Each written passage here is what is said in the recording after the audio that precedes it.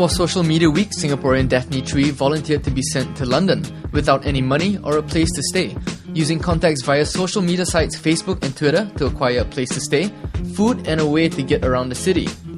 There she was tasked to do charity work and of course survive on social media alone. Daphne wasn't allowed to accept money, and so with tips and suggestions from netizens and friends, Daphne acquired places to stay while in London and formed friendships with her new internet friends. Yeah. Okay, so maybe you can take me from day one you arrived there till the day you left. I know it's a lot to condense in such a short interview, but I mean, let's just give me some highlights of what happened. Okay, the day one wasn't much. It was just a briefing and all that, so it wasn't really officially started till the next day. The next day, I started out the day by helping out at this place called Oxfam, which is like a charity organisation, and I think they're one of the biggest in the UK. Helped out with their charity shop at the Dalston Junction branch, which is Dalston area is like East London, quite trendy and all that. So it's very busy. Was it something you wanted to do, or they got in touch with you? No, so what happens is that the organizer, Social Media Week, they actually organized all these charitable tasks for me, and I only know about them, the day before rather than the night before. So I really don't know where I'll be until the night before, which makes it a bit more exciting, a bit more spontaneous and all that. And so I knew about it, and I was like, okay, this sounds quite interesting. And the thing is that this guy, the Kevin, who's the deputy manager of the place of Oxfam, he's actually on Twitter as well. So even before I went there, he was retweeting me, and then I got a bit lost because the road that it's on is really long. Right. So I was on the wrong side, and then I was there. I was like, hey, this is number 1, and I'm supposed to be at 518 or something along that lines.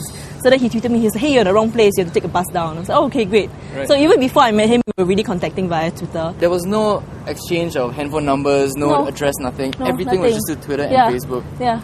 Crazy. So then he told me, oh yeah, you're the wrong place, take this bus. So I went there. I spent about 4 hours there. Right. 2 hours just helping out the counter, 2 hours helping out at the putting like the things on the racks and stuff like that. I think the elephant in the room is how much was your data roaming charges? Oh, they gave me a local line. Sure. Yeah. Okay. If not, that would have been a killer. That would be a killer, right? Yeah, exactly. Okay, so that was your second day, first day? That was my second day. Okay, I heard that you had a lot of offers to stay in hotels, motels, or people's houses. How do you get that? You just sort of asked and people just offered? Yeah. Just like that? Just like that. In fact, even for the hotel, some of them even came forward and said, hey, I'd like to offer you. To your page, to your Twitter page? Yeah, like Town Hall, they offered. I actually didn't ask them, and they just said, hey, because Town Hall is owned by the same people who own Mandalas in Singapore. Right. So, they were like, hey, we heard that you're going to London, and then, would you like to stay? We managed to get you a night, which is, fair. I was very fortunate in the sense that, every single meal of mine was covered. I was never hungry. In fact, I'm not sure, but I probably ate more than my usual because everyone was just, they say, okay, because a lot of people offered at the start, they said, I will offer food, accommodation and all that. Okay. And obviously I can't take all accommodation offers because there are only 7 nights.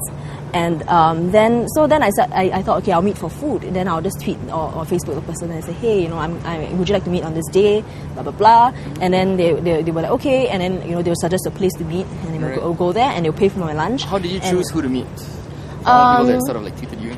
Generally, there were a lot of people who tweeted me, right? So there were some people that were friends of friends. Mm-hmm. So I thought, okay, I know I can trust that person.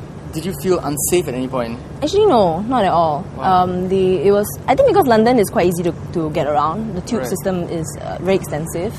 And I knew from the start, okay, that was one of the other things I researched on. I knew I needed an Oyster card, and someone on the first day already offered me an Oyster card. Right. So I met her on the first day, and it actually lasted me almost my entire trip until maybe the third last day. Then someone helped me to top up just a couple of pounds, which lasted me the whole trip.